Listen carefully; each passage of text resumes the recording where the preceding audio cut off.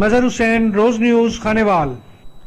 Sugar کے عالمی دن کے موقع پر آگاہی پروگرام اور واک کا انعقاد کیا گیا۔ رفیع شاکر رپورٹ کریں گے۔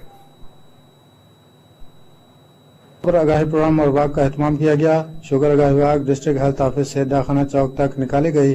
ڈاکٹر جبران خلیل ڈپٹی ڈسٹرکٹ آفیسر ہیلتھ اور دیگر نے شوگر کے متعلق آگاہی دی۔ ان کا کہنا تھا کہ شوگر کے مرض میں احتیاطی تدابیر اختیار کرنے اور بر وقت علاج سے مریض نارمل زندگی گزار سکتا ہے۔ شوگر آگاہی واک پروگرام میں لوگوں کی بڑی تعداد نے شرکت کی۔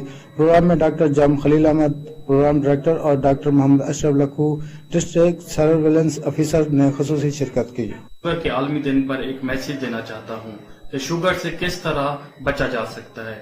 اگر آپ کے خاندان میں سے کسی ایک فرد کو بھی یہ بیماری لاحق ہے تو اپنا مہینے میں ایک دفعہ ضرور ٹیسٹ کروائیں، اور اس کے علاوہ اس سے بچا کیسا جا سکتا ہے وہ بھی یہ ہے کہ آپ نے 30 سے 40 منٹ روزانہ واک کرنی ہے۔